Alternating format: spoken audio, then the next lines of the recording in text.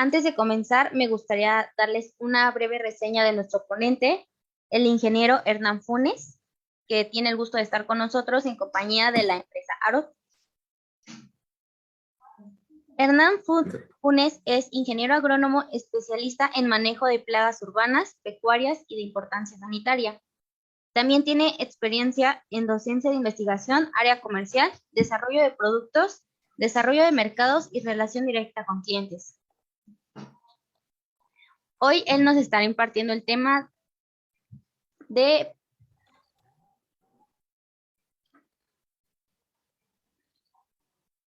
enfermedades que transmiten los insectos voladores.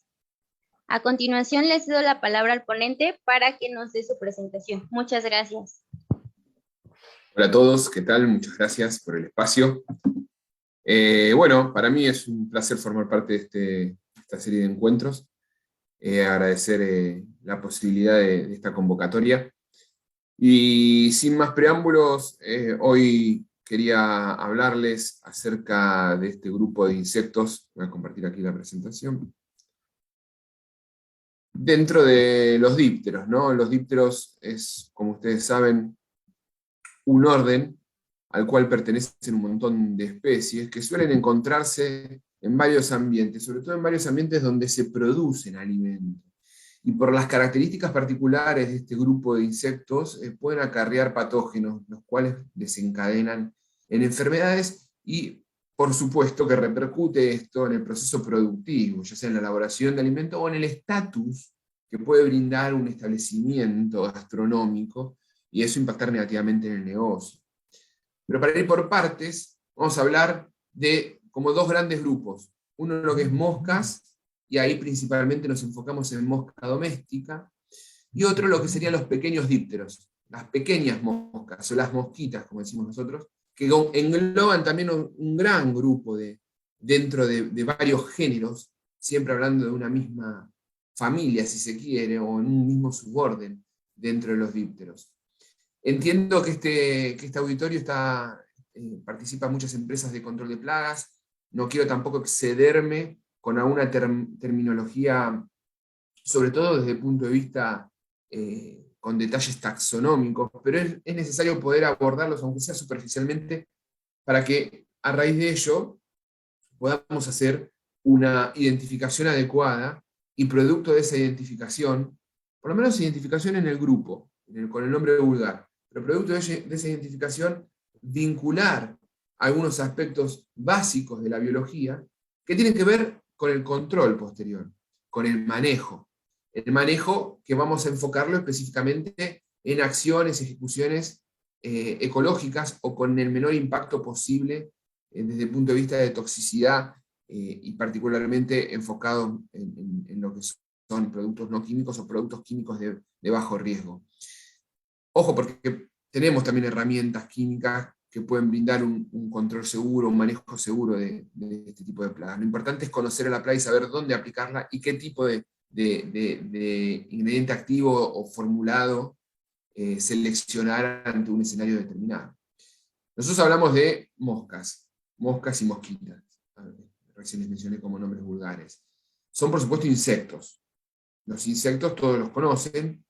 Podemos tener como dos grandes grupos dentro de los insectos. Aquellos que tienen, hay muchas más tipos de metamorfosis, pero podemos dividirlo, como para hablar de manera simple, en dos grandes grupos dentro de los insectos que encontramos como plagas urbanas. Aquellos que tienen una metamorfosis incompleta y los que tienen metamorfosis completa. Los que tienen metamorfosis incompleta, el ejemplo típico son las cucarachas. La forma en que crecen y se desarrollan pasan por un estadio de huevo, que pueden estar juntos, o en una boteca, en el caso de las cucarachas, pasan por un estadio juvenil, denominados ninfas, que es muy parecido al adulto, pero sin capacidad de vuelo, y muchas veces se alimentan de lo mismo, y después pasa al estadio adulto. Ese es el proceso, el ciclo vital de este grupo de insectos. Ahora, cuando nos referimos a insectos de metamorfosis completa, como por ejemplo este grupo, este orden al cual vamos a estar hablando, que son los dípteros, acá nos tenemos que referir a metamorfosis que parte de su ciclo de vida contemplan atravesar estadios de huevos, larvas, diferentes estadios larvales, pupas, en donde ocurre la metamorfosis, ese cambio completo y absoluto de forma, destrucción de tejidos viejos, formación de tejidos nuevos, y adulto, completamente diferente. Y muchas veces el adulto y las larvas, los estadios juveniles, tienen hábitos distintos, están en distintos lugares, se alimentan de manera diferente. Siempre que hablemos de dípteros y de cómo pueden contaminar un proceso productivo de algún alimento o su sola presencia contaminar alimentos elaborados en una cocina, nos referimos principalmente al adulto, que es el que va a estar volando, va a estar posándose sobre la comida y va a estar así transmitiendo por sus hábitos patógenos. ¿Puede la larva ser un factor contaminante? Claro que sí, pero normalmente la larva está asociada a desechos. Y ahora vamos a ver por qué. ¿Puede ocasionalmente aparecer larvas de dípteros en algún alimento elaborado? Claro que sí, y es también eso considerado una contaminación. Pero para eso tenemos que conocer a la plaga que tenemos adelante. Y para ir por parte, vamos a arrancar con los dípteros, que es un orden el cual está formado por una gran cantidad de especies.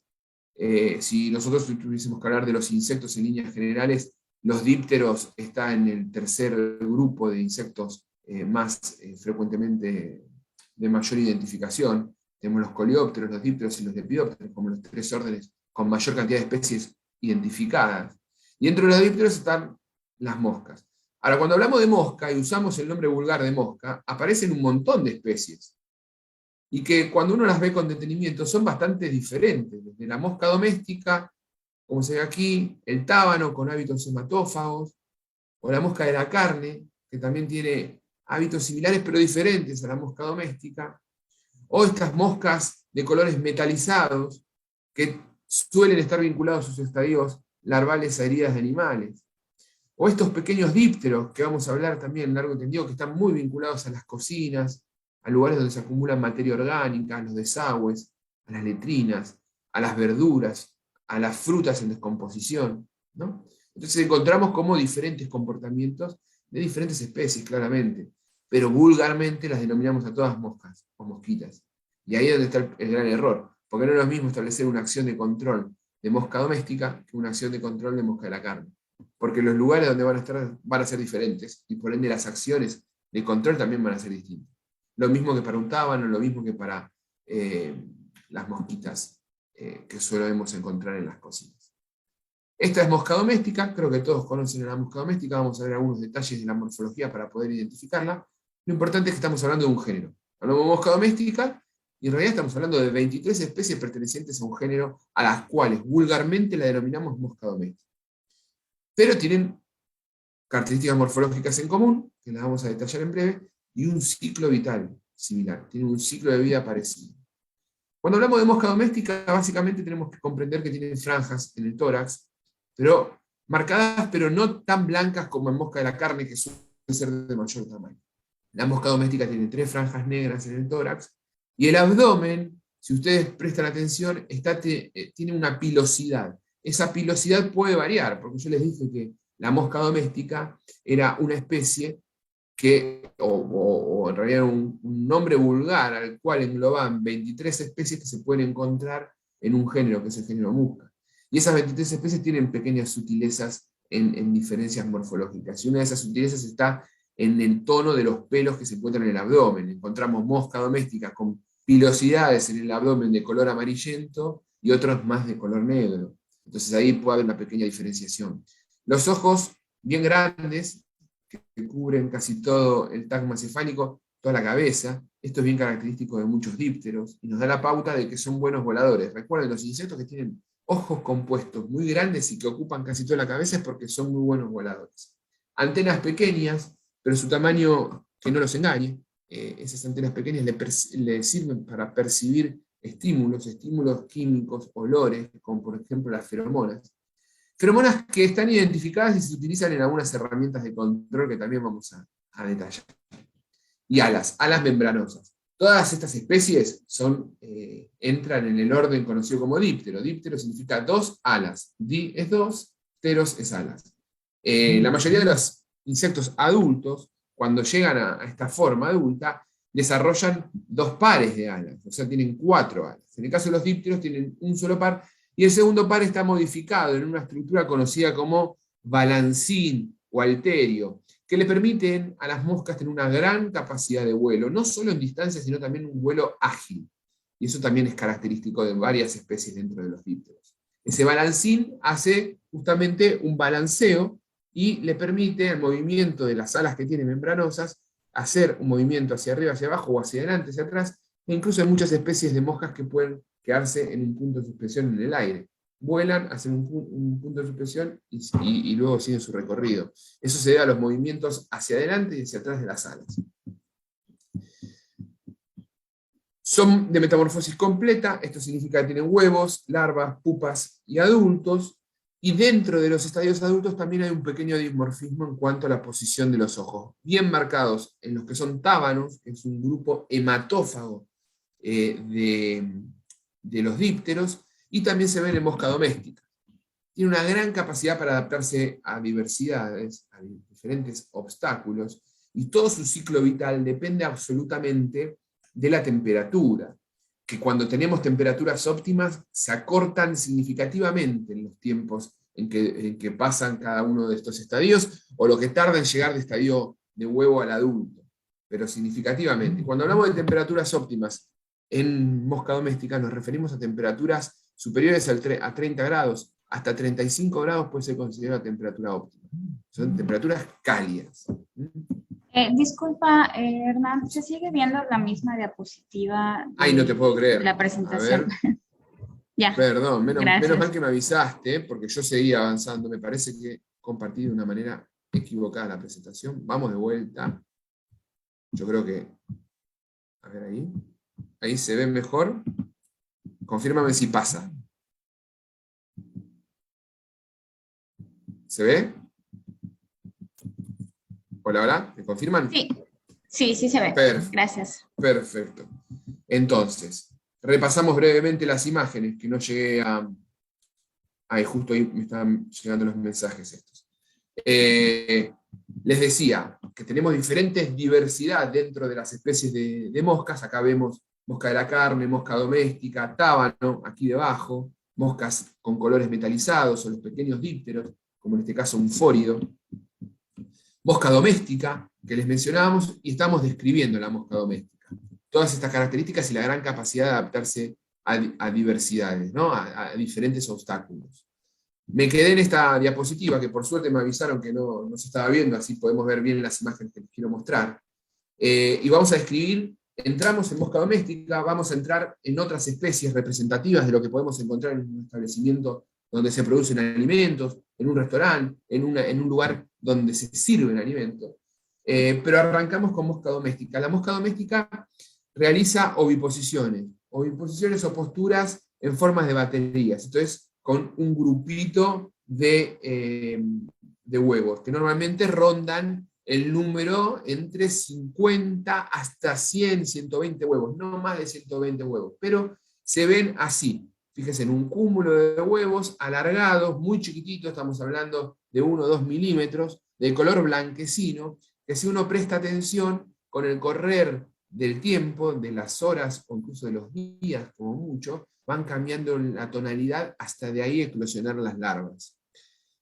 Siempre, esto es clave para el manejo, mosca doméstica va a colocar huevos en lugares donde haya humedad y donde haya materia orgánica. ¿Por qué? Porque las larvas, cuando nacen de estos huevos, van a necesitar ingerir microorganismos, protozoos, bacterias, que solamente crecen en lugares donde hay materia orgánica húmeda. Y eso lo sabe la mosca adulta, la mamá antes de poner los huevos, eso lo sabe. Entonces va a buscar un hábitat adecuado para colocar los huevos de esa manera y que su descendencia tenga alimento.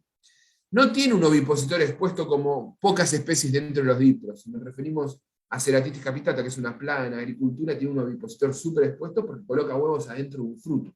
Entonces tiene que perforar la cáscara de una manzana, la cáscara de un cítrico. Acá no. Acá cuando coloca huevos, la mosca doméstica estira el ano, estira los últimos urómeros del abdomen y coloca huevos a través del ano. Pero tiene pelitos alrededor de esa estructura que le permite detectar humedad. ¿Por qué esto es importante? ¿Y por qué digo que es un dato clave para el manejo? Si ustedes pueden manejar, encontramos los sitios de cría los llamamos al lugar donde están las larvas. y de alguna manera se puede reducir el nivel de humedad, o se puede reducir el acceso de adultos a esa zona donde potencialmente pueden estar las larvas, reducimos significativamente una gran cantidad de moscas. Yo les voy a mostrar una pirámide poblacional en donde ustedes van a ver, y lo voy a mostrar varias veces a lo largo de la presentación, que cuando hablamos de dípteros y particularmente de moscas, si nos referimos a las larvas, pupas y huevos, estamos hablando del 90% de los individuos que están en ese lugar. Pero, cuando hablamos de contaminación y de molestias, nos referimos solamente a la mosca adulta. Y la mosca adulta representa el 10% de lo que estamos viendo. Nosotros vemos, mejor dicho, representa el 10%, y ese 10% es solamente una parte chiquita del total de la película. El 90% del problema está en forma de huevo, larvas o pupas, y es lo que tenemos que identificar. Recordemos que solo colocan huevos cuando hay humedad.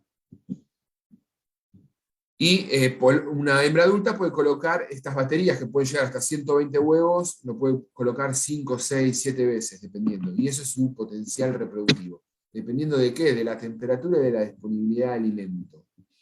Acá vemos posturas sobre materia orgánica. En actividades pecuarias, si nos referimos, por ejemplo, a producciones animales, en donde podemos hablar de avicultura, de producción de pollo, por ejemplo, o de huevos, se suele en las camas de los pollos formarse una costra donde superficialmente se percibe seco, y en esas costras hay algunas zonas de entrada dentro de las cuales se contiene y se conserva la humedad. Esos son lugares excelentes para que entre la mosca refugiada y coloque ahí huevitos. Lo mismo que en basurales de cielo abierto. Nosotros hemos visitado basurales en zonas de Argentina, en zonas sureñas de Argentina, en donde la misma basura forma microclimas, y por ahí afuera hay una temperatura súper baja que no resiste la supervivencia de ninguna mosca adulta ni la dispersión, pero en ese microclima, producida por la misma acumulación de basura con materia orgánica, se produce un escenario adecuado para que la mosca vaya, coloque huevos y crezca. Y producto de ello, cuando aparece en condiciones más benévolas en cuanto a temperatura y velocidad de viento, ahí empieza a moverse. Y se adapta muy bien a las adversidades. Y una forma de ver esta adaptación en las moscas tiene que ver con la capacidad reproductiva. Cuando llega adulto, cuando esa larva en pupa y de esa pupa sale la mosca, ahí puede salir un macho o una hembra. Normalmente el sex ratio es 1:1, o sea, mitad salen machos y mitad salen hembras. La hembra está lista para copular a menos de pocas horas de salir de la pupa. En cambio, el macho tiene que tardar un poquito más de un día para tener listo. O sea, cuando sale la hembra de la pupa, ya tiene la producción escalonada de óvulos desarrollada. Y el macho, a las pocas horas, en menos de un día, ya tiene los espermatozoides desarrollados, tiene reproducción sexual. Macho y hembra copulan. Pero después de copular, la hembra almacena los espermatozoides en una estructura conocida como espermateca. ¿Por qué les explico todo esto? Porque la hembra no necesita copular con un macho cada vez que quiera dar descendencia. Simplemente utiliza los espermatozoides que almacenó en esa estructura interior, producto de la cópula con varios machos. Entonces se garantiza una heterogeneidad genética y mantiene una proliferación constante. Comienza, después de que copula, a poner huevos en menos de 2 días. O sea, es una locura. En menos de 2 días ese espermatozoide fecunda el óvulo, y de ese óvulo se va a ir multiplicando por procesos de meiosis y mitosis, y forma un huevo que está listo para ser colocado en una superficie con materia orgánica y humedad. Y todo eso ocurre en 1.8, 1.2 o 2 días a temperaturas óptimas. Y si las temperaturas no son óptimas, los tiempos se estiran, y se estiran hasta 9 días. Esto es una capacidad adaptativa única. Bien, siempre los huevos van a estar protegidos de deshidratación. Si los colocan en la superficie es porque tienen que estar súper húmedas. Si la superficie está seca, la hembra va a buscar pequeñas hendiduras, quiero decir, o pequeñas cavidades donde se mantiene la humedad. Yo les dije que había un dimorfismo sexual, ¿no? Una diferencia entre macho y hembra dentro de las moscas. Y lo podemos ver aquí. Fíjense en la separación de los ojos. El macho tiene ojos holópticos se llaman, que están juntos, y la hembra tiene ojos compuestos dicópticos, están como separados por una frente. A su vez, ambos tienen ojos simples, acá representado por 3 puntitos que cuesta verlos, pero están ahí bien visibles. Entonces tiene 2 tipos de visiones, algo más de cercanía, y algo más que pueden ver con amplitud. Los colores los distinguen y resultan, tienen cierta atracción para determinados colores, y los colores nosotros los vemos porque la luz libera una longitud de onda determinada. Esa longitud de onda hace que sean más o menos atractivos para algunos insectos, y es la base para la creación y el desarrollo de trampas de luz que vamos a hablar hacia el final de la presentación. Pero bueno, viendo más o menos, ya sabemos cómo identificar una mosca doméstica, cómo diferenciar un macho de hembra, y qué características tienen en cuanto a su biología y su morfología, ¿no? Acá se puede ver claramente la espermateca, esto es una ovariola, y de ahí se van a producir los óvulos en la genitalia femenina. Yo les mencionaba que una hembra a las poquitas horas, a las 2 horas, ya está lista para reproducirse, y un macho un poquito más, casi un día, 18 horas, ya tiene los espermatozoides listos para fecundar. Todo el ciclo vital está influido fuertemente por la temperatura. Acá les dejo algunos datos. Debajo de 13 grados los huevos no maduran, por encima de los 35 grados maduran en un periodo de pocas horas. O sea, no solo copulan rápido, no solo almacenan los espermatozoides en la espermateca, no solo producto de esa cópula forman rápido los huevos, sino que también una vez que salen al exterior esos huevos, que la hembra los coloca en un ambiente adecuado, en pocas horas de esos huevos nacen las larvas. Y otro dato importante vinculado a la temperatura, que temperaturas por encima de 42 grados matan a los huevos, se mueren. Y esto en un proceso productivo tiene que ver, por ejemplo, la cocción, cómo puede eliminar potenciales refugios o lugares donde pueden después eclosionar larvas. O mismo los tratamientos térmicos, en algunos ambientes pueden ser útiles y servir para el control de este tipo de individuos. La temperatura, si se alcanza una temperatura alta de manera progresiva, paulatina, después hay que prolongar el tiempo de exposición a esa temperatura sobre ese sustrato para eliminar, en este caso, los huevos. Si la temperatura se alcanza rápido, el tiempo de exposición es menor. Esas son las bases como para manejar los tratamientos térmicos. La larva normalmente muere cuando está la temperatura cercana a los 50 grados. Algo no menor, y que es necesario también conocer en mosca doméstica, es la afinidad a la luz.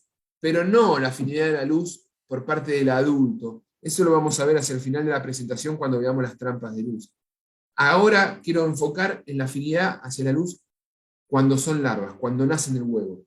Existe un fototropismo negativo, eso ahora les voy a explicar bien qué es, pero ahora les adelanto, les spoileo que es una negación hacia la luz, o sea, se escapan a la fuente lumínica, ni bien eclosionan del huevo. O sea, la larva chiquitita se le escapa la luz. Esto sirve porque si nosotros tenemos una masa de materia orgánica, cuando nacen, se va a enterrar en la masa de materia orgánica.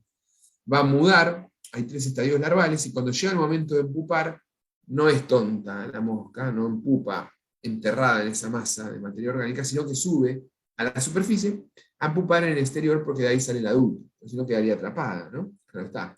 Esto es clave, porque si nosotros hacemos un tratamiento con alguna larvicida, tenemos que asegurarnos de que haya una residualidad tal para que después de un tiempo no solo estemos controlando a las larvas grandes que están a punto de pupar sobre la periferia de esa materia orgánica, sino también le damos un tiempo a que las larvas que están escondidas, enterradas en esa materia orgánica, lleguen a la superficie porque tienen que pupar y tomen contacto con el ingrediente activo. Por eso es clave que la herbicida sea residual. Vamos a hablar de cuáles son los mejores herbicidas residuales. Pero vamos por partes. Volvemos al ciclo biológico. ¿Cuánto vive una hembra? Pregunta de cumpleaños, ¿no? Siempre. ¿Cuánto vive una mosca? Bueno, una hembra puede vivir un mes, y los machos raramente superan el medio mes de vida. Hembra en estado adulto. Esto hace que tengan un potencial reproductivo diferente y asociado particularmente esa diferencia a el tipo de estación. Cuando hablamos de un clima templado, normalmente nos referimos a 10 generaciones anuales, y si nos referimos a un clima más tropical, pueden llegar hasta 30 generaciones anuales. Las larvas poseen 3 estadios larvales, son larvas sin patas, lo que se conocen como larvas ápodas, tienen el extremo cefálico aguzado, como decía un amigo mío, la cabeza finita, Y tenemos unos espiráculos en la parte dorsal que son bien visibles y característicos.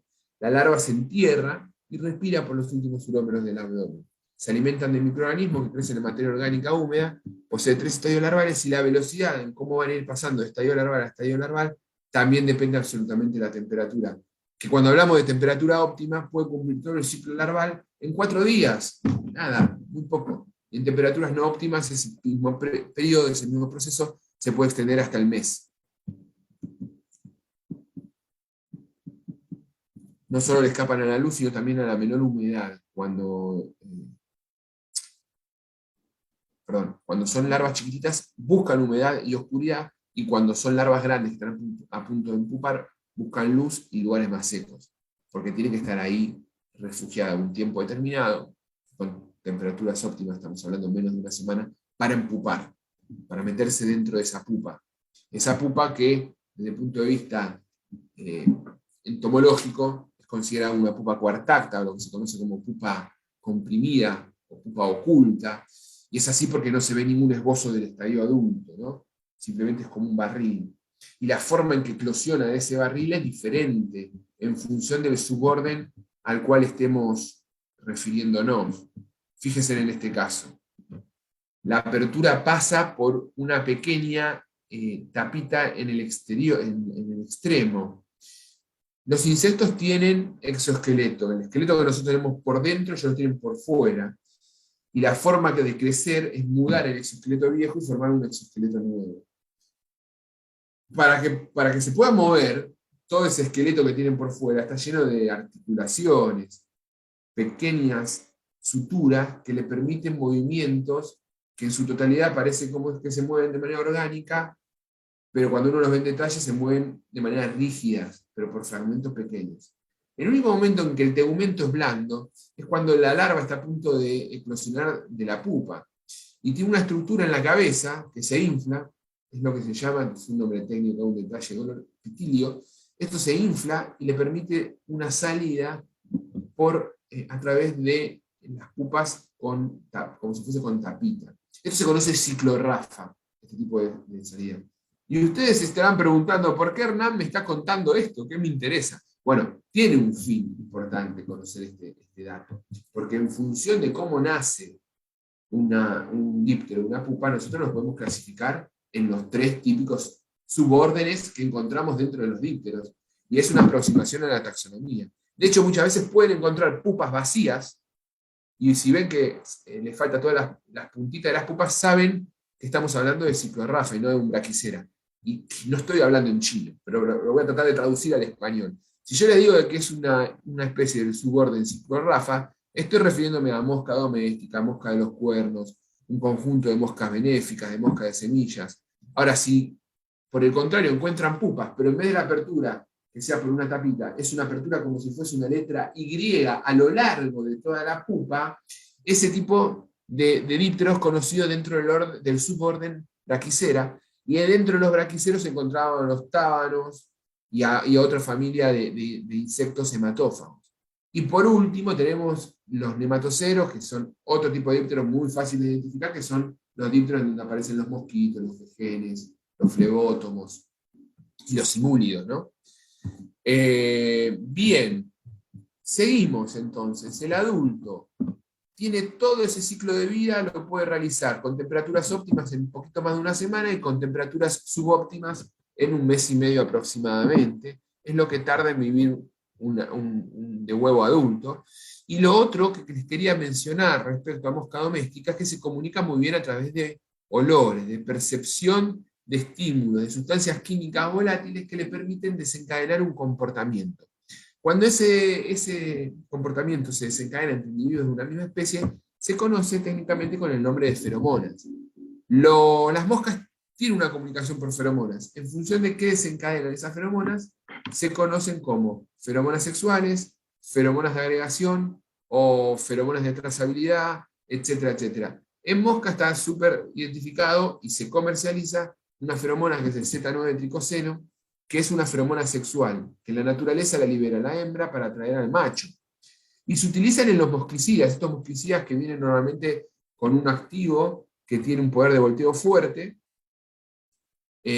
junto con cairomonas, que son las sustancias que tienen una atracción alimenticia. Entonces, esos polvos se pueden preparar como pintura o un poco más diluido para pulverizar en zonas estratégicas donde se atrae a la mosca, y cuando la mosca toca esa superficie, se voltea y muere.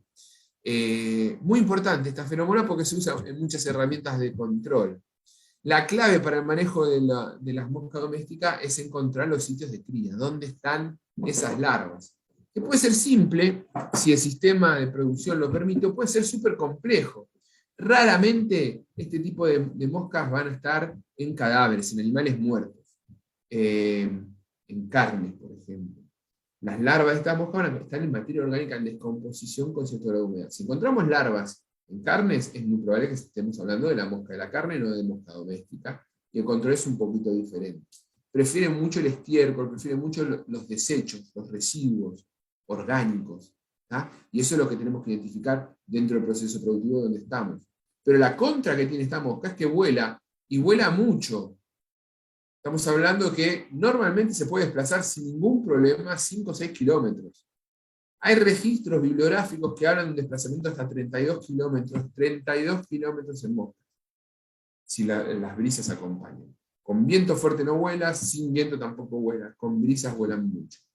El objetivo de un manejo integrado para este tipo de especies es controlar los lugares que les van a servir de fuente de alimento, los lugares que les van a servir de refugio.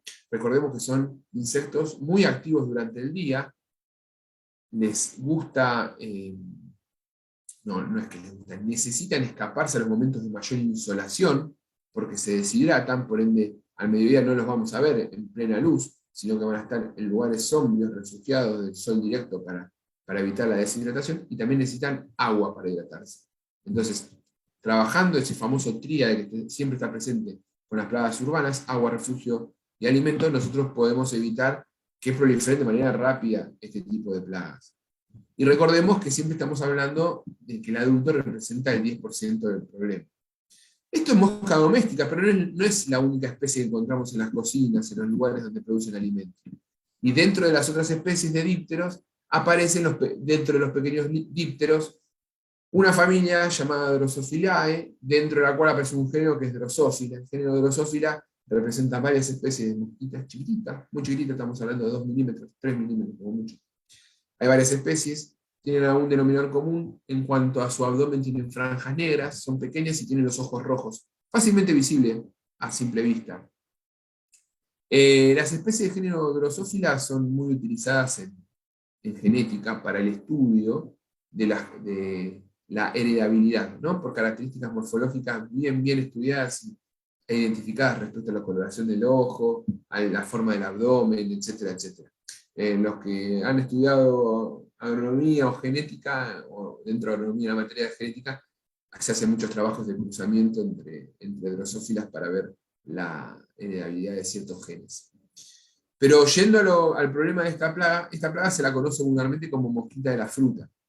Es una especie que realiza su ciclo de vida con condiciones óptimas. Acá las temperaturas óptimas requeridas son menores que para mosca doméstica, estamos hablando de 25 grados, y humedades relativas del 80%. Con esas condiciones óptimas, en una semana y media, hace todo el ciclo de vida, de huevo, larvas, prepupa, pupa y adulto. La prepupa es como un estadio de larva un poquito más inmóvil, y antes de volverse una pupa definitiva.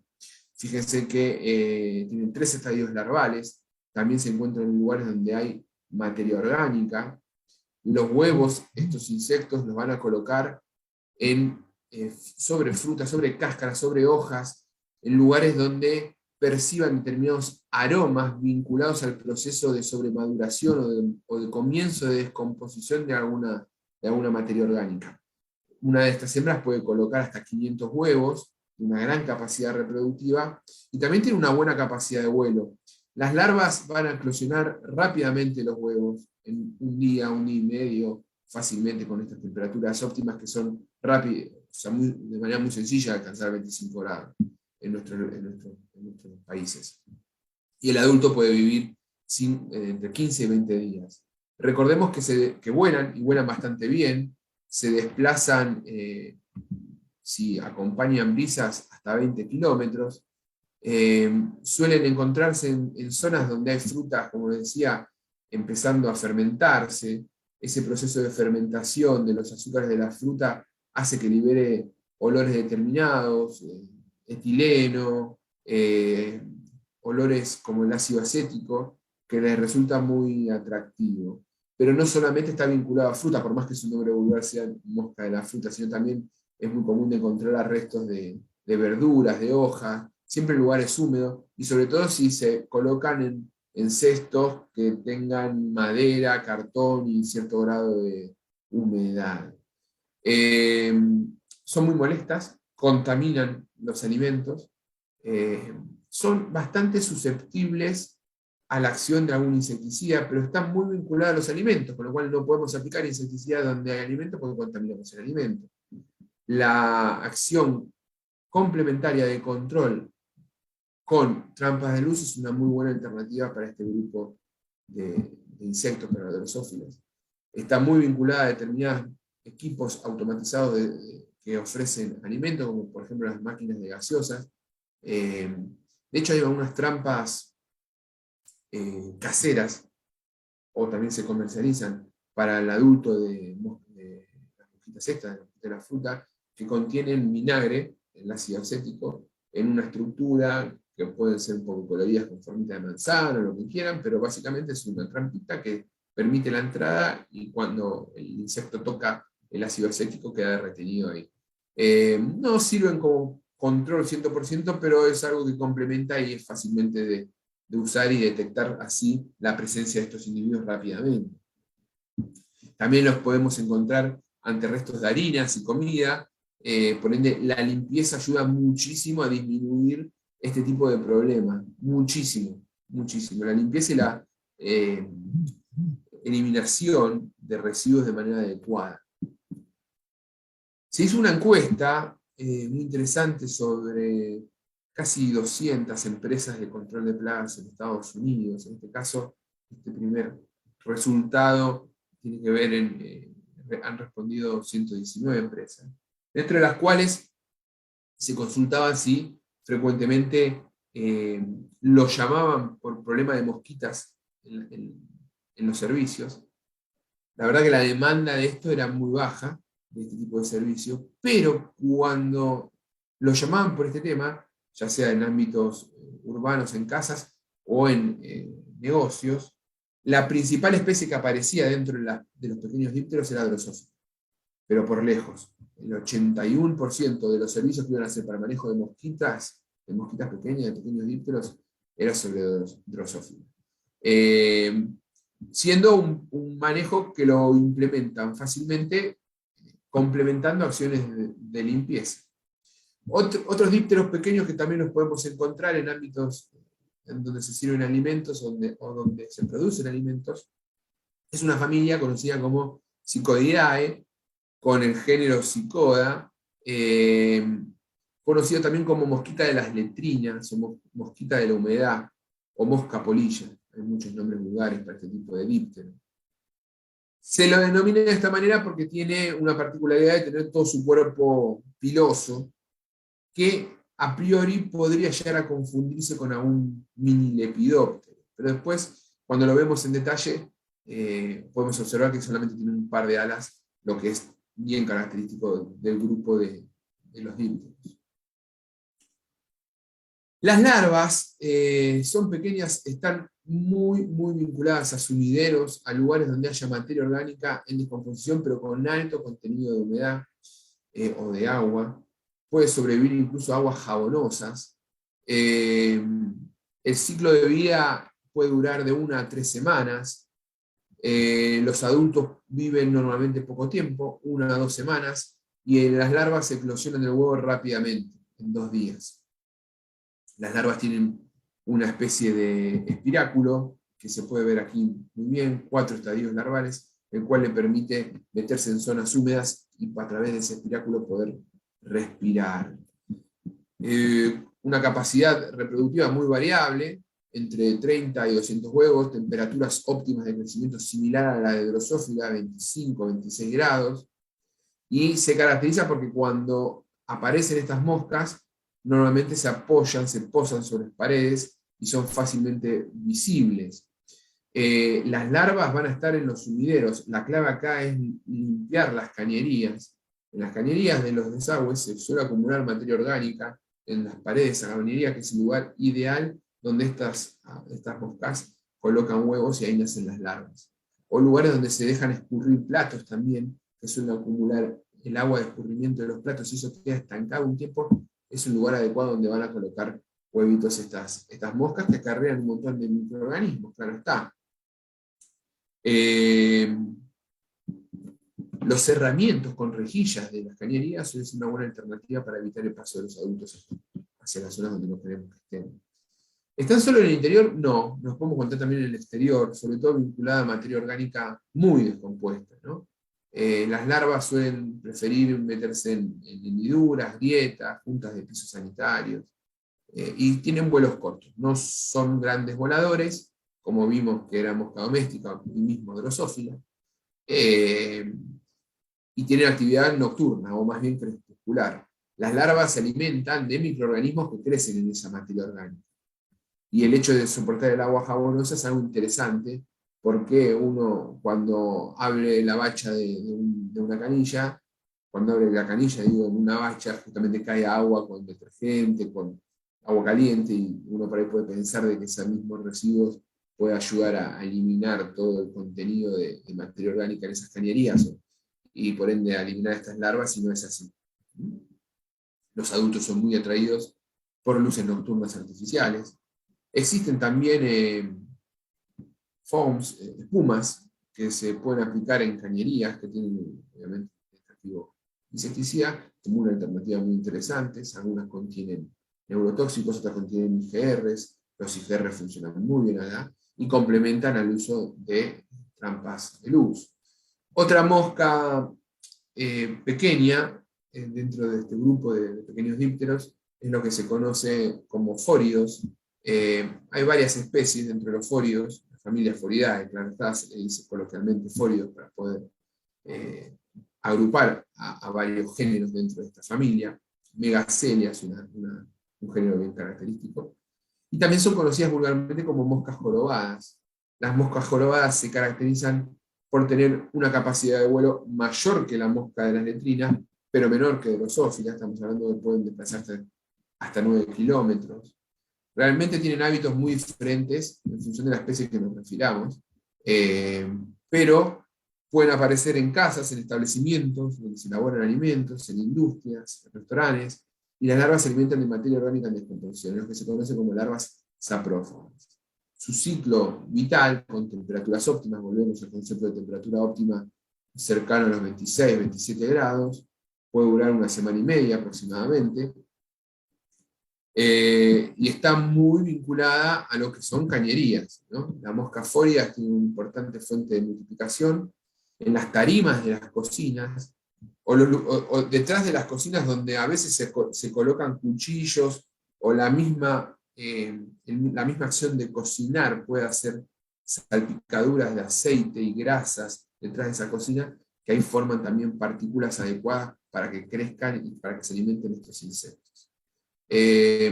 No los confundamos con drosófila, por más que sean de un tamaño muy similar, y si bien tienen diferencias morfológicas, porque estamos hablando de muchas especies dentro de la familia Foridae, tienden a ser de color negro, no tienen los ojos rojos tan marcados como en drosófila, y no son atraídas por frutas o sobremaduras o vegetales. Las moscas no muerden tampoco, pero sí contaminan alimentos, y les atrae mucho la materia orgánica en descomposición.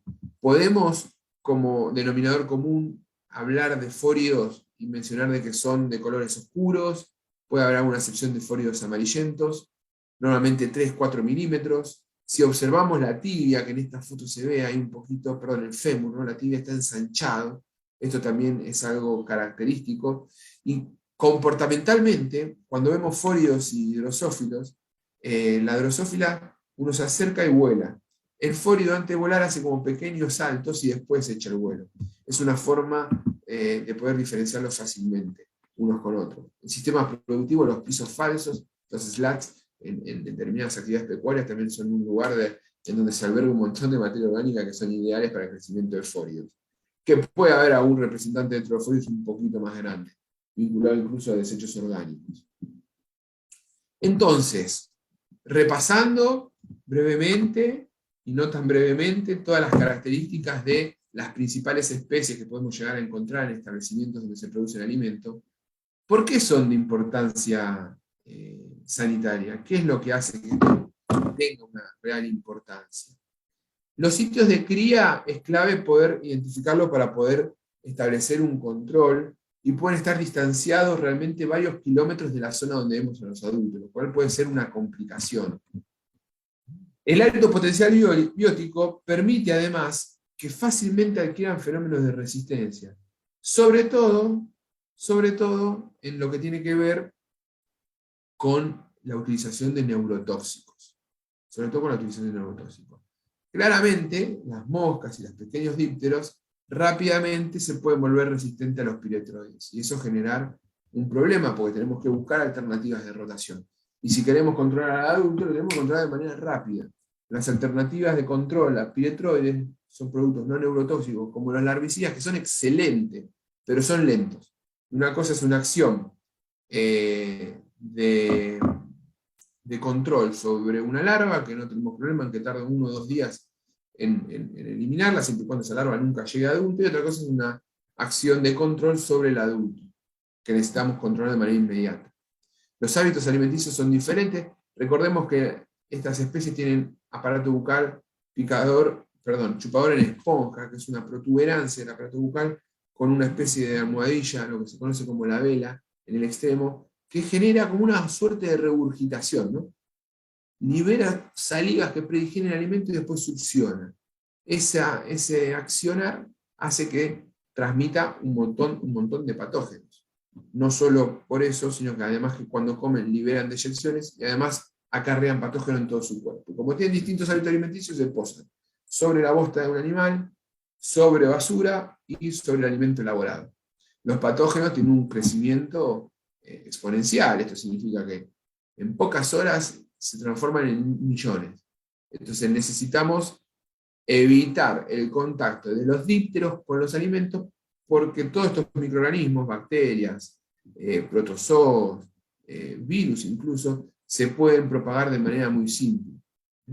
Y ahí radica la importancia sanitaria de este tipo de especies de moscas. Evitar el contacto directo con alimentos en donde se pueden alojar esos patógenos.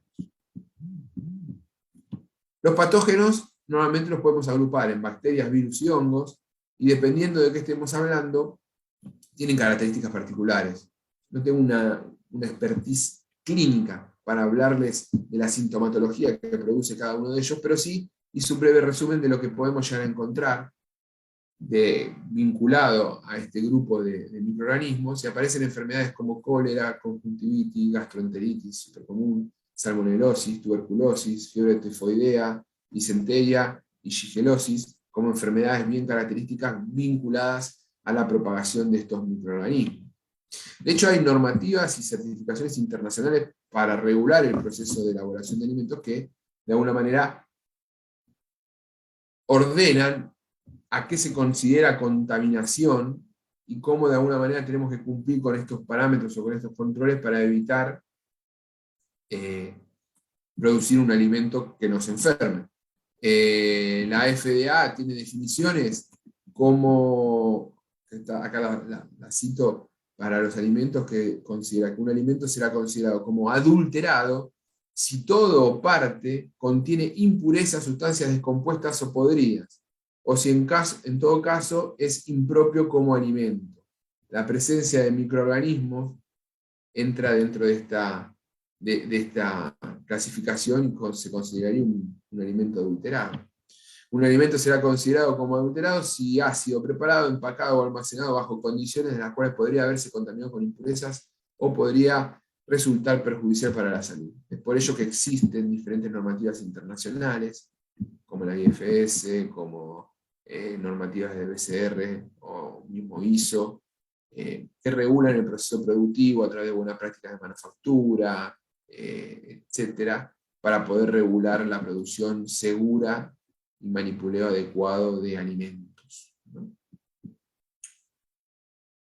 Dentro de esta misma encuesta, vinculando ya un gran grupo de dípteros, de estos pequeños dípteros, se hizo unas preguntas acerca de todos los servicios que les consultan, cuánto realmente está destinado al control de pequeños dípteros.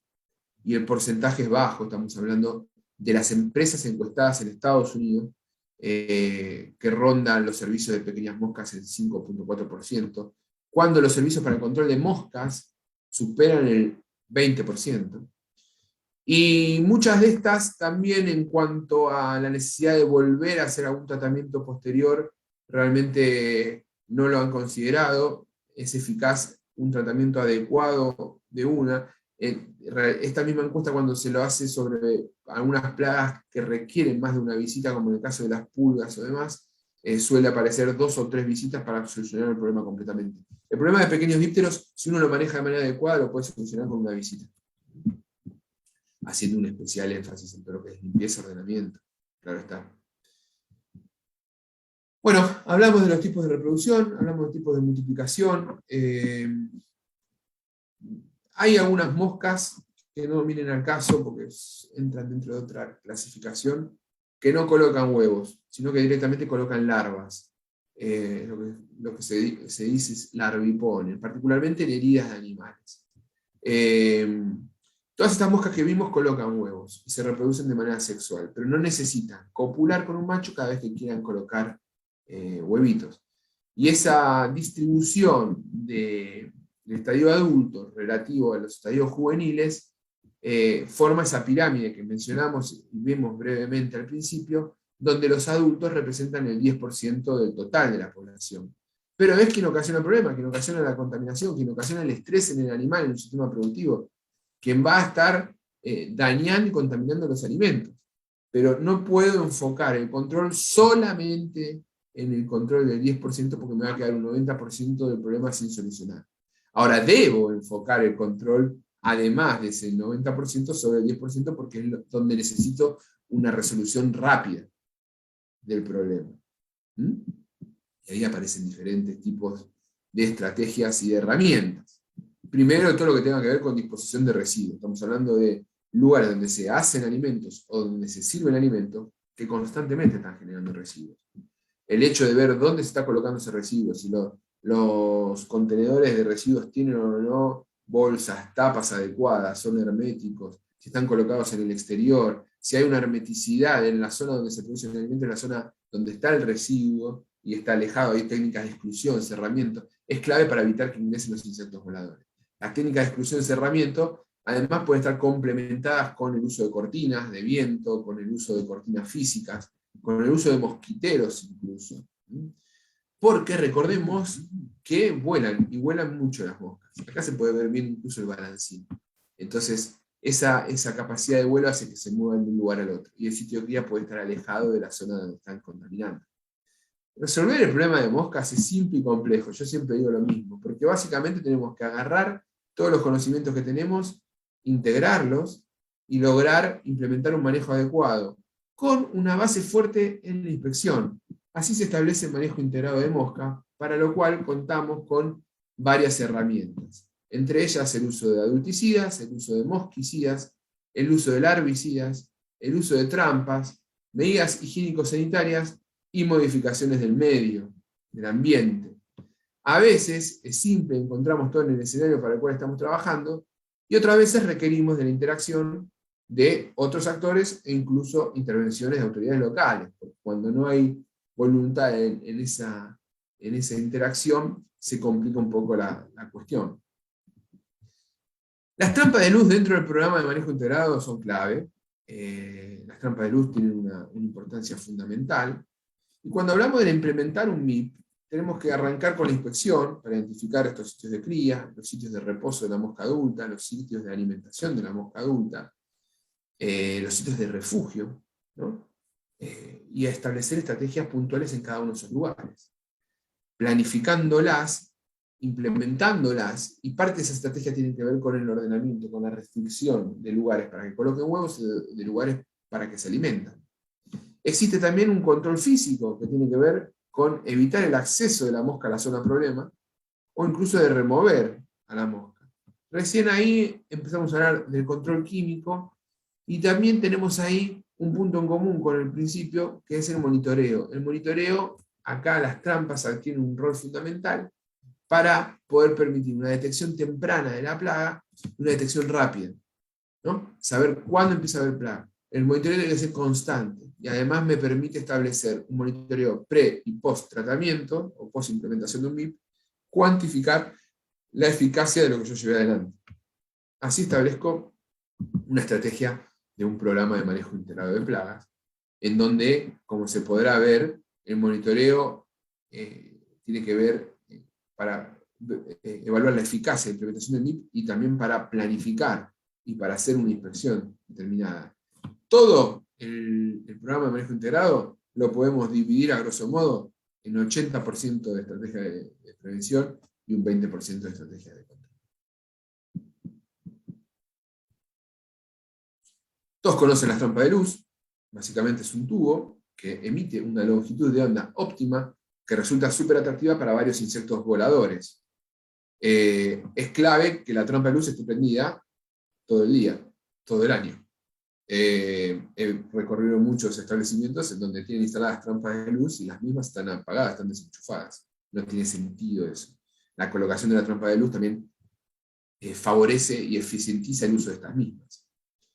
¿Por qué los insectos son atraídos hacia la luz? Bueno, acá existen dos características biológicas dentro de los insectos: los que tienen fototropismo positivo y los que tienen fototropismo negativo. Muchos insectos, particularmente los voladores, incluso algunos rastreros también, son fuertemente atraídos por la luz en busca de que les resultan súper atractantes una determinada longitud de onda visual. Otros insectos le escapan a la luz. Los vamos a ver en zonas oscuras, como en el caso de aquellos que tengan fototropismo negativo, en el caso de las cucarachas, por ejemplo. La luz tiene un comportamiento dual, como partícula y como onda. Esto es así, es física. Cuando hablamos de su comportamiento como onda, tiene una longitud de onda, ¿no? Y en función de esa longitud de onda es nosotros cómo vamos a ver el espectro de esa luz solar. Cuando hablamos de longitud de onda, de arriba de los 700 nanómetros, estamos hablando de la luz infrarroja. El espectro visible por nosotros ronda entre los 400 y los 700 nanómetros. Y después tenemos distintos tipos de longitudes de ondas que hacen que se clasifiquen a la luz, en luz ultravioleta, y tenemos luz ultravioleta A, B y C. En insectos, la longitud de onda atractiva se encuentra en este rango, en el rango de ultravioleta A y ultravioleta B. Acá vemos los colores que están vinculados a estas longitudes de onda, cómo son atractivos en mayor o menor medida en función de qué longitud de onda estemos hablando, tanto para lepidópteros como para dípteros. Aproximadamente. Que eso representa que la luz ultravioleta A, que ronda entre 315 y 400 nanómetros, va a ser súper efectiva para atraer a la mayoría de estos dípteros que estuvimos viendo a lo largo de la presentación. Las trampas de luz van a estar constituidas por un equipo eléctrico, el cual va a constar con 1 o 2 tubos de luz, en líneas generales. Puede haber excepciones, cada uno de estos tubos de luz libera esta longitud de onda específica, y necesitamos tener un medidor de UV para poder ver si nosotros desconocemos la vejez de ese tubo, la antigüedad de ese tubo. Necesitamos tener un lector de UV para poder ver la eficacia. Por nosotros vamos a ver el tubo prendido, pero no sabemos si está librando la longitud de onda óptima. Para eso hay distintos medidores de UV, los UV emitters, que nos pueden ayudar en ese proceso. Si nosotros instalamos los tubos, tenemos que registrar cuándo instalamos, y tenemos que reponer el tubo una vez que cumplan las horas de uso del tubo. Normalmente son 1 año, hay algunos long life de 2 años, etc., dependiendo del tipo de tubo que estemos hablando. Muchos de estos tubos tienen una banda al costadito que representan una película, que tienen una película que los vuelve antiestallido, y evita así que se repartan vidrios por todo lado cuando uno accidentalmente los golpea. También las trampas estas tienen alguna clasificación para que estén más adaptadas o menos adaptadas a ambientes con mayor cantidad de humedad en el lugar o con mayor cantidad de polvo en suspensión. Todas estas trampas tienen una placa con pegamento en su interior, normalmente con una cuadrícula, que también es clave que eso sea de calidad para poder cuantificar la captura de los dípteros o de los insectos voladores. Acá podemos ver ejemplos de captura de insectos que tienen fototropismo positivo, lo que llaman insectos lucípedos, y normalmente también encontramos diversidad en esa captura. No solamente podemos identificar cuantitativamente la placa, sino también cualitativamente la placa. En la cuadrícula de estas placas nos permite también la facilidad en el proceso de conteo, ¿no?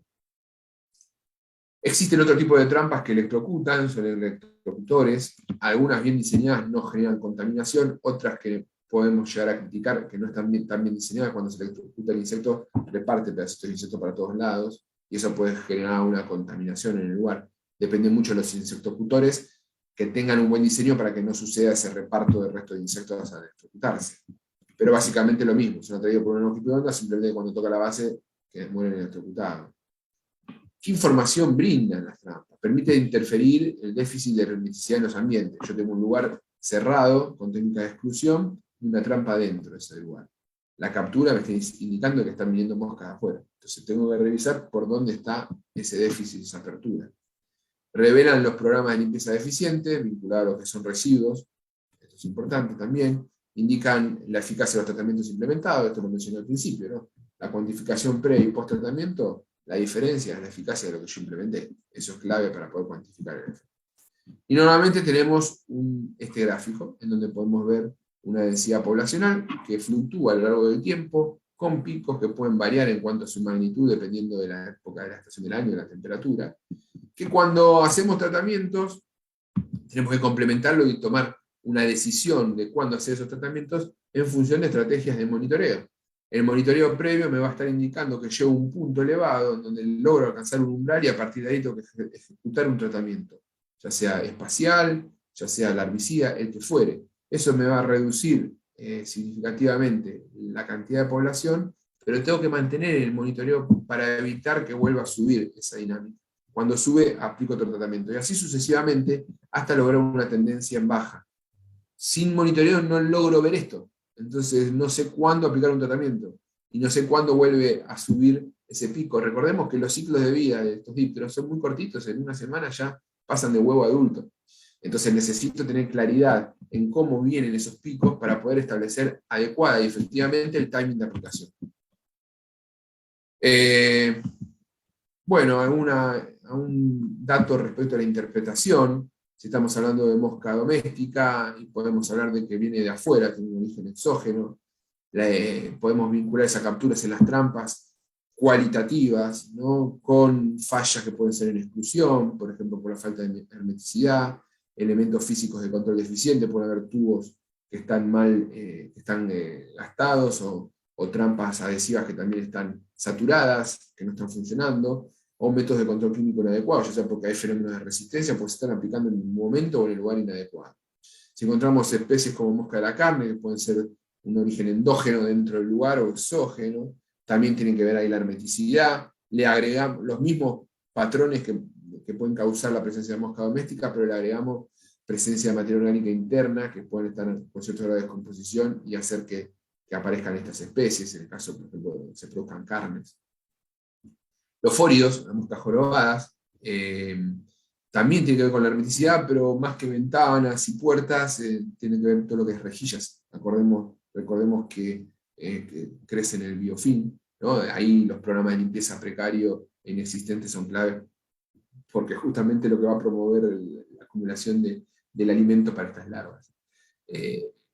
Son insectos que se pueden controlar químicamente de manera adecuada. Y especies de lepidópteros como Plodia puede también venir en la materia prima ya contaminada, porque la larva puede venir ya en granos y demás, entonces ahí hay una deficiencia también, o podría ya haber una deficiencia en la inspección, en la recepción de esa materia prima, y en la colocación cuarentenaria adecuada de ese producto en un lugar que permita ser tratado y no contamine internamente otras zonas donde no está presente esa plaga.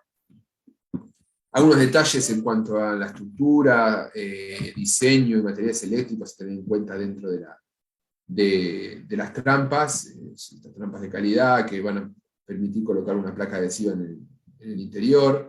Recordemos, cuando instalamos estas trampas, detectar las zonas de interés para lograr un monitoreo y un control efectivo. Para eso, lo primero que hay que identificar son las zonas de acceso al establecimiento, y acá las marco en rojo, en un plano, en un croquis. Siempre tengamos un croquis que contraste los lugares donde coloco las trampas.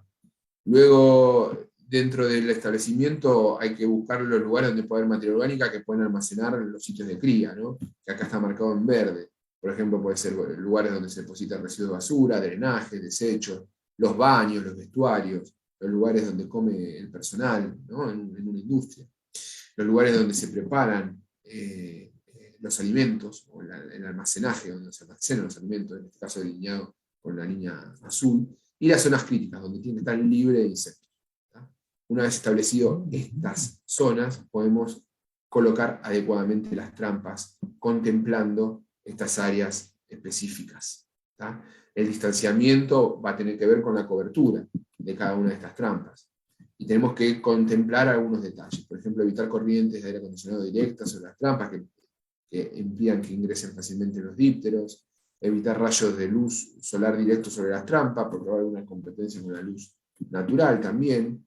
Evitar zonas muy altas o zonas de bajas temperaturas. Zonas muy altas en colocación, ahora vamos a ver ese tema, pero acá me refiero a zonas altas o bajas en temperatura que pueden afectar a la movilidad del insecto. También la iluminación directa interna de las trampas, tenemos que ver dónde las colocamos para evitar la competencia con eso.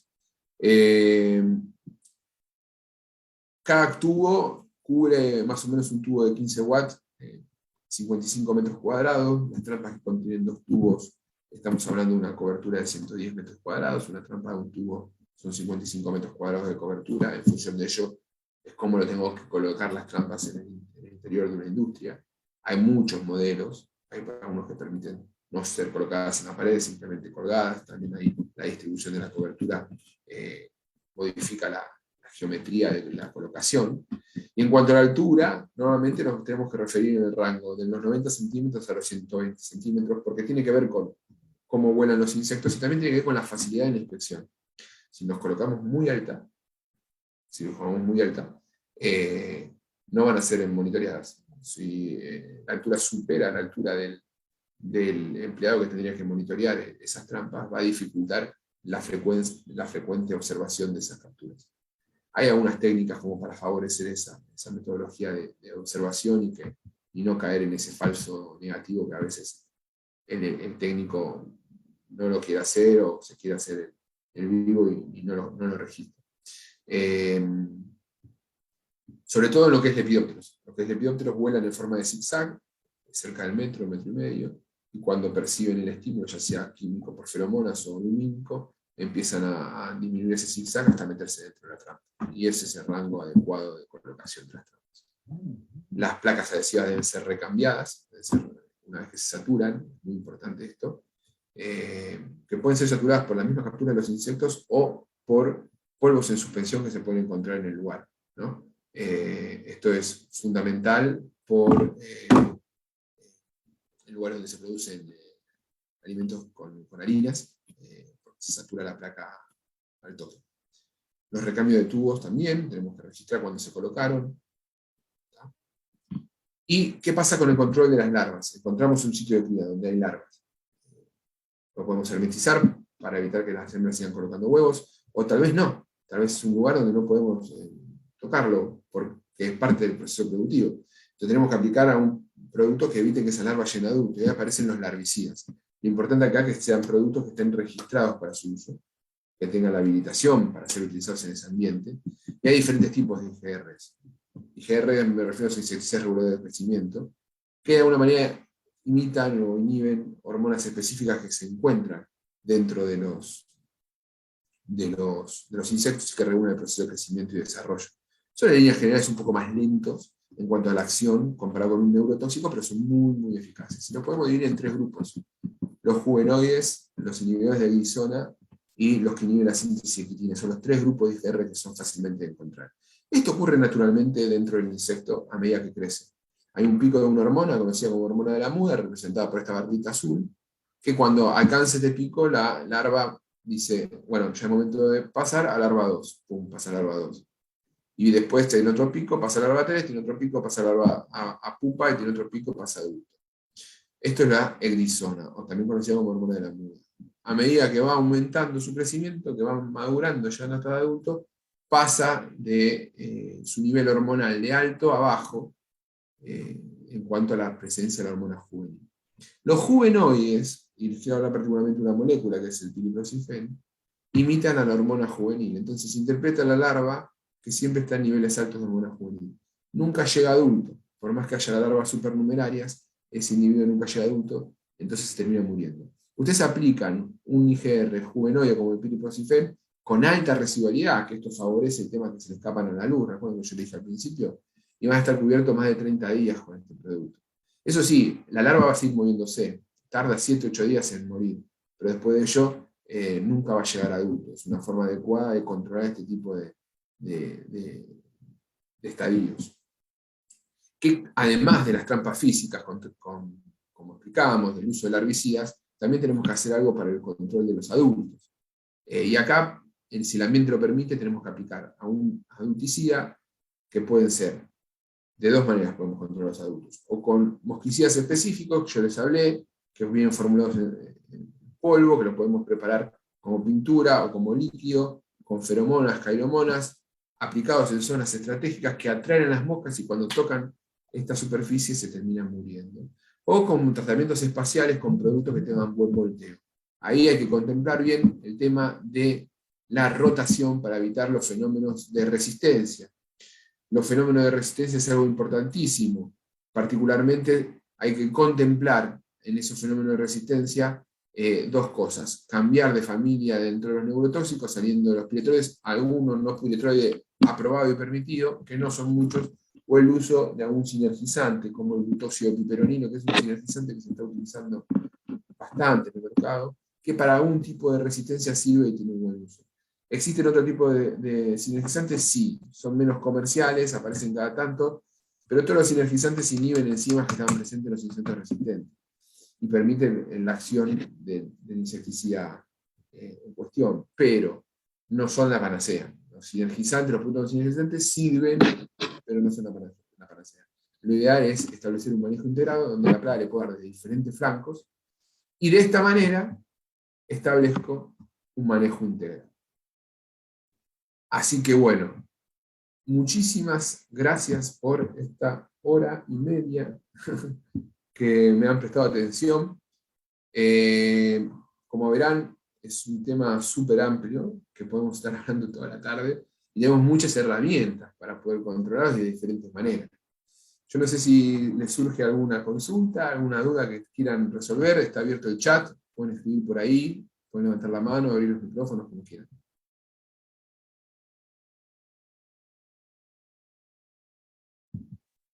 Leo, a ver.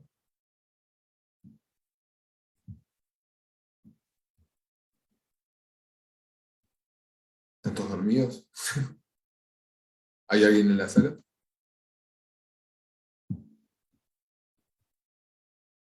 ¿No? Todo bien por aquí, perfecto, espero que haya sido claro. Tienen mi correo también, se los repaso, hfunes@hemotecnica.com. Me pueden escribir con confianza. Acá, las trampas de goma, ¿cada cuánto tiempo se cambian? Las trampas con adhesivo normalmente duran mucho tiempo. Se cambian cuando se saturan. Muchas de estas trampas son de un color amarillo para las moscas, que es un color que no resulta muy atractivo, y se saturan en ambientes donde hay muchas moscas rápidamente. Lo importante es que ese recambio sea previo a la saturación. Es raro que se envejezca el adhesivo si no hay captura. Lo que sí puede pasar es que haya polvo en el ambiente que también sature esa adhesividad y así disminuya la duración de la misma. No hay una fecha precisa.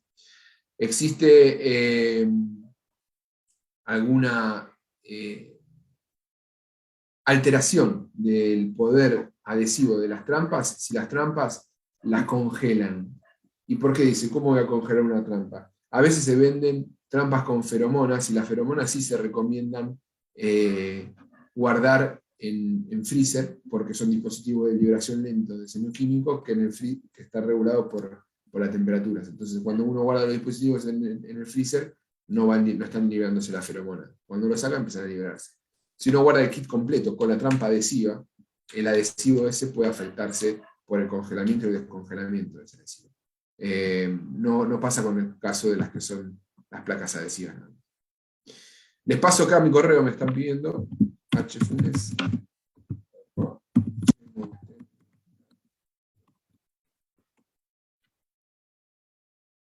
Escriben con confianza, respondo siempre, puedo tardar un poco, pero siempre respondo.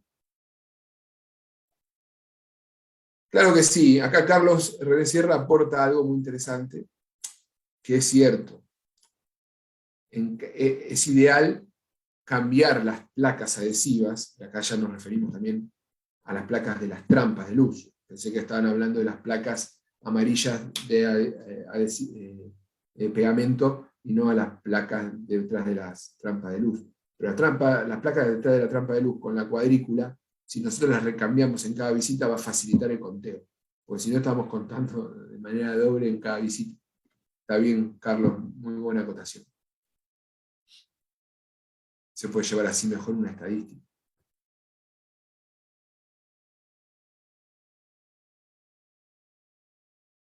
Muy bien.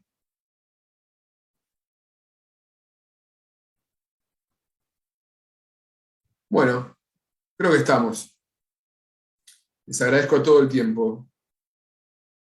Quedo a su disposición. No sé, por ahí Jimena, si querías hacer algún cierre o ya estamos.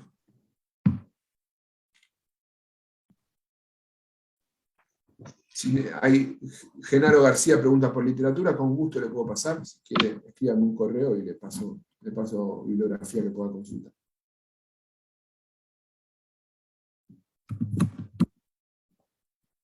Gracias, Carlos. Veo que hay una pregunta adicional. Hernán, preguntan Sí. por las bolsas para moscas. ¿Con agua? A ver, René, ¿me especificás a qué bolsas te referís?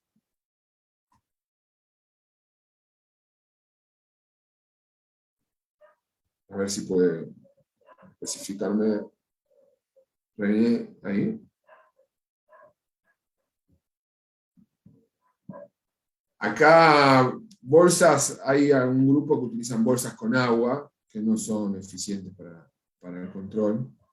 Pero también, no sé si te referís, porque hay algunas especies de bolsas hidrosolubles con insecticidas que se pueden colocar. Sí, no, con agua, no funcionan muy bien. No son tan eficientes. Mucho más eficiente el uso de trampa.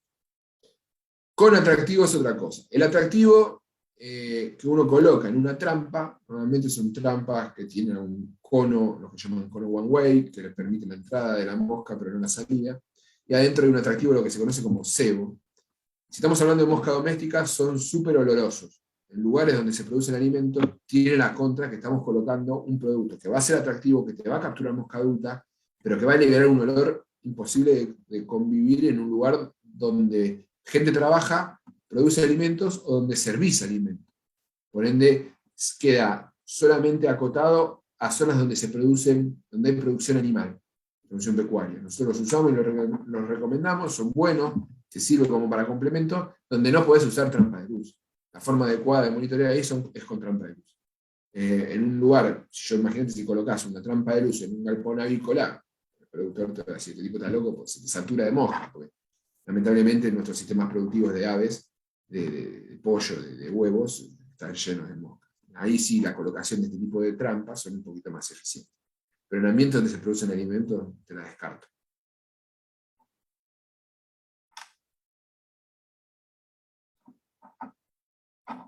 Muy bien, entonces.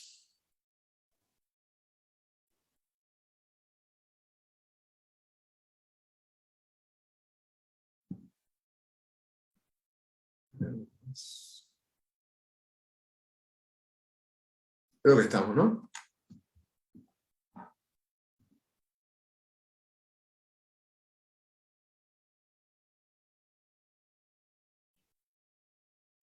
Para el exterior es recomendable utilizar alguna lámpara con descarga eléctrica. Puede ser una alternativa, depende en el exterior de qué y cómo. Hay que ver bien dónde lo colocás. La interacción en el exterior también está más expuesta a humedad, lluvia ocasional. En el exterior, si vos querés capturar o monitorear, y el ambiente te lo permite, yo iría a cosas no eléctricas. En el exterior también es muy bueno utilizar mosquicidas, en lugares estratégicos. El monitoreo de trampas, en mi recomendación, es priorizar las zonas del interior. Pero es factible, ¿quién mencionó esto? Olegario, no está mal. Genaro García, tenés la mano levantada, ¿querés hacer una pregunta?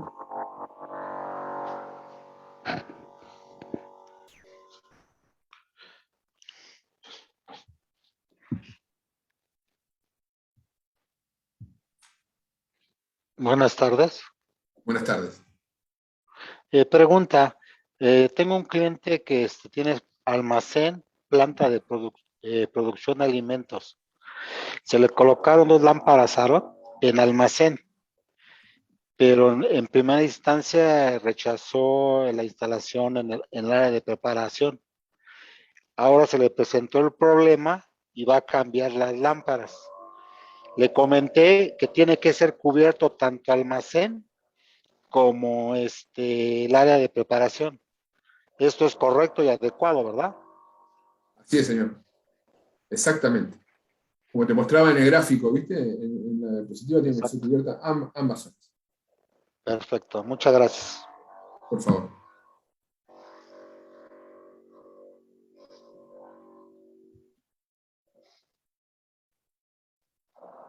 Miguel Aparicio hace una consulta, dice, ¿el uso de químicos no causaría resistencia en algún estadio?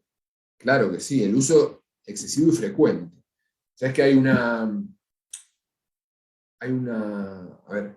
pregunta frecuente que normalmente nos hacen es, ¿cuánto tiempo tiene que estar expuesta una población a un mismo grupo de insecticidas para que se vuelva resistente ese grupo? La respuesta es depende. Hay mucha variación en función de la especie a que te refieras. Pero en lo que es cucarachas y moscas, normalmente con alcanzar 20 generaciones, 12 generaciones, de 12 a 20 generaciones, es suficiente para que toda esa población se vuelva resistente. Vos agarras un servicio y ya tenés esa población con una carga de insecticidas previa. Porque lo que hace utilizar siempre un mismo grupo de insecticidas que matás a los susceptibles y dejar a los resistentes. Como la resistencia se hereda, lo que se transforma en resistencia es esa población. Por eso es clave, Miguel, para evitar eso, la rotación. Pero la rotación adecuada entre familias químicas que tengan diferentes sistemas de acción. Si usás químicos distintos, disminuís significativamente el riesgo que aparezca el fenómeno de rotación.